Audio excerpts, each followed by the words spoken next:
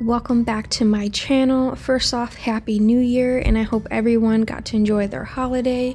Posting this a little bit early, but I'm sure we're all there in the spirits of setting up our first month of 2023. So as you can see from the preview, I'm doing a wintry polar bear theme, and I also threw in 2 little penguins to mix it up. But this overall is a pretty simple idea. It shouldn't take me too long to complete. I already got the outlining done, so we're gonna jump right into coloring in all of the lines.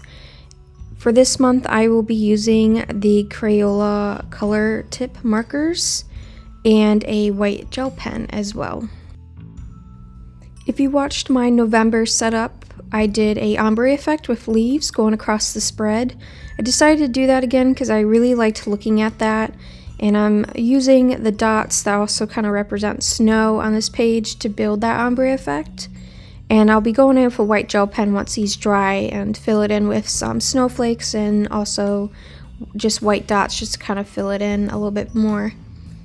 After I did the ombre effect, I kind of realized that I probably would have liked it flipped, where it was dark on top and light to the bottom, like if it was like a night sky, but initially started with the lighter color on top because that's what January was in. And as you can see, I also did a geometric pattern in the ice. I thought this was a great way to break up the page and just give you something to look at. For a simple theme, I just felt like it built it up a little bit more than just being polar bears and dots. Aside from the coloring and the design of this theme, as you can see on this spread, I have my typical setup, which has the calendar grid on the left-hand side with my notes box, where I add in anything that I want to remember that happened that month. And on the right-hand side, I fit my mood chart, and I also put a year goals box to kind of write down anything that maybe I want to accomplish for the year. I'm not much of a resolutions person, and I know people get really creative with the first month of the year with just goals and other sorts of tracking, and I'm just not about that. I'm all about accomplishing things throughout the year and coming up with them as I go, so I may return back to this month and add things as the year goes on, but outside of that, that's as far as resolution goes for this theme. I'm more about creating it to look more like winter. I'm actually creating this as Winter Storm Elliot's blowing through, and I was hoping the power wouldn't go out the whole entire time I was filming, but I got it all done and the winter storm's out of the way and we're all good to go.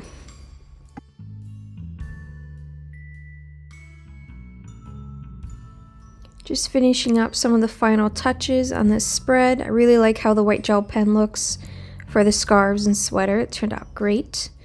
Onto this second spread, as you can see, it's mostly trackers, so to fill in some color, I'm putting in that ombre effect with the snow / dots. And I was able to fit a little polar bear off to that left side, so that was great.